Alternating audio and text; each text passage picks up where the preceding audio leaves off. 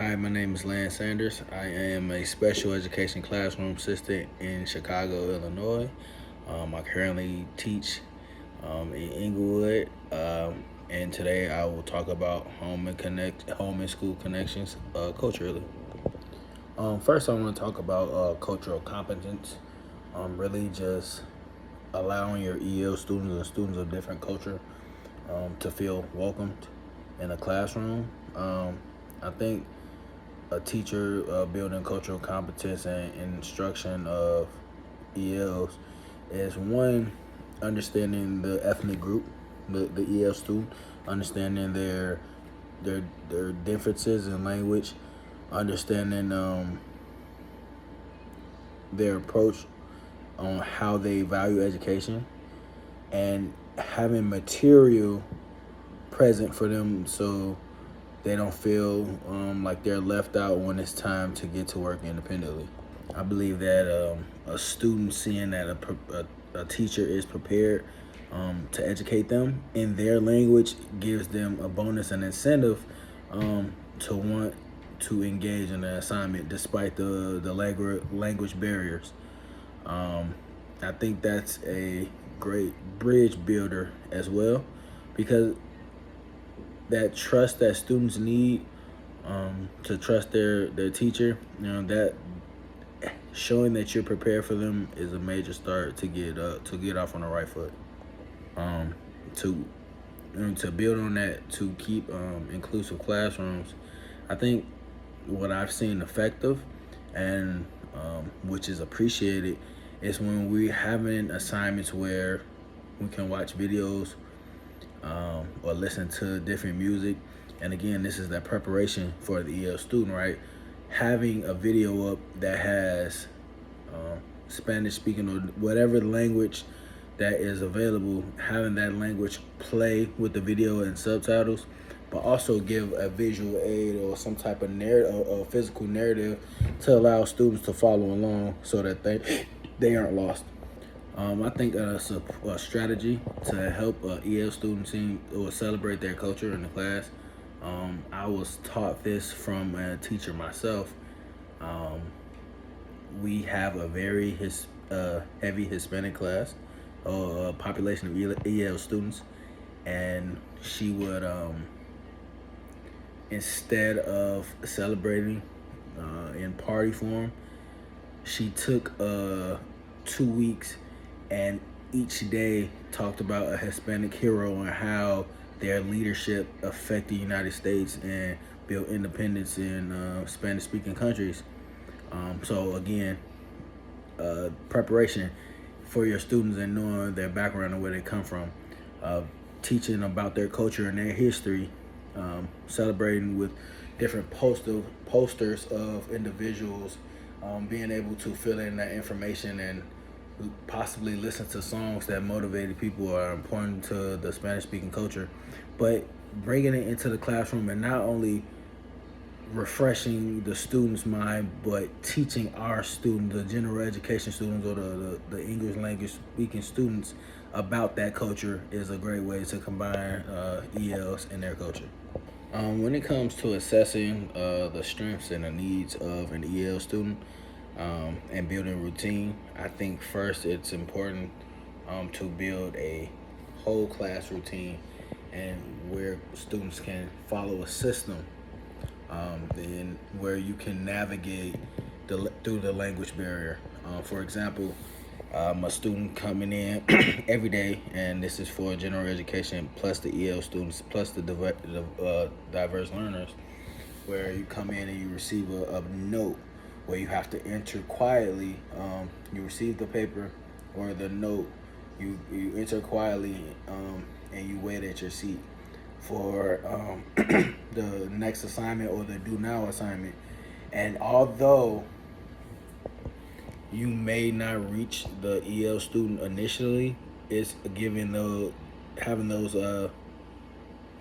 devices, translators like Chromebooks or iPads that allow you to translate the direction to the students, and you practice it multiple times, and that builds a class routine for them despite the language barriers, and for DL students. And most importantly, with DL students, routine is huge. And once we establish a great routine, that helps them build some type of stability and control and trust within the classroom. When it comes to actually addressing their needs and strength academically, I think it's important for EL student to be assessed using census fragments and different use of vocabulary words based on grade level. And again, I understand that some work may have to be put in Spanish.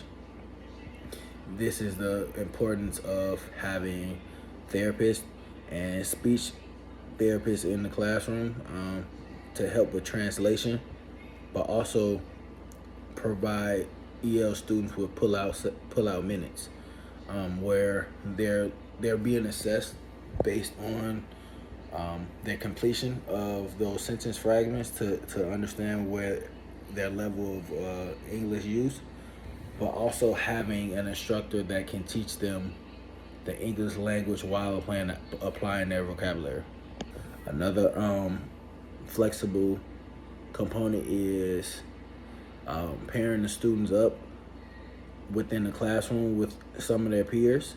So, and some of their peers may be EL students with a higher level of English vocabulary strength, or it could be a student at mid-level that is really well explaining and doing their work, and this can help the EL student understand the purpose of those words and the context of that the words being used. To switch gears here and talk about family life and how home and schooling need to build that bridge. I truly and purposely solely believe that a student grows more when the family values the education. So for an EL student that needs to practice the English language vocabulary, if their parents or anyone in their house is not helping them practice, it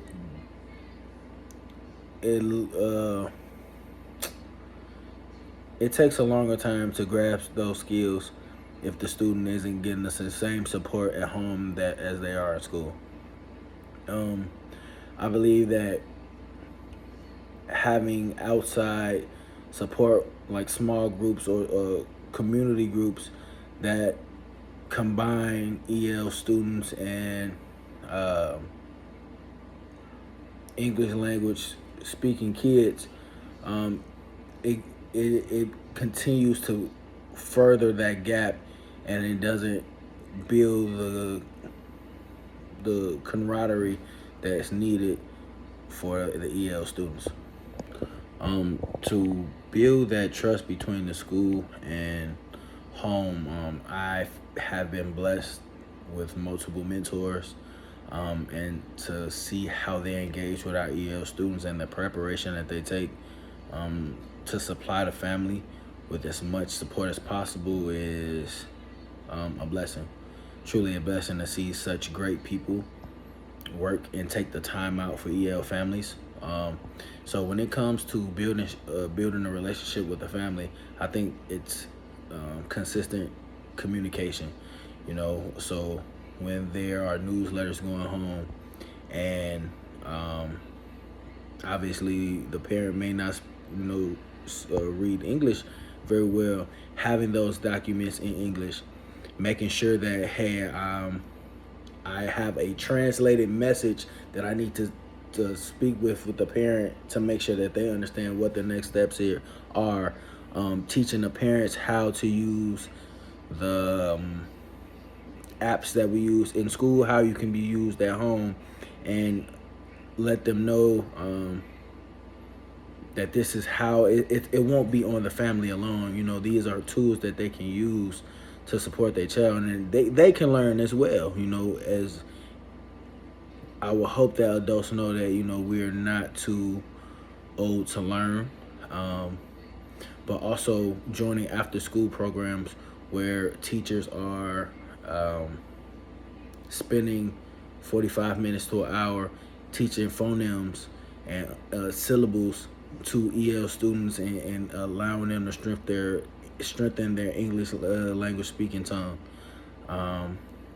So yeah, I think it's a lot of time and dedication that we would do for general education students, but taking that same time and approach for our EL students and letting them know that they are a part of us and they're a part of our family, and we want them to succeed in life as well. My name is Lance Sanders, and again, I'm a special education assistant in Chicago, Illinois, in the Inglewood area, and I hope you enjoy my presentation. Good night.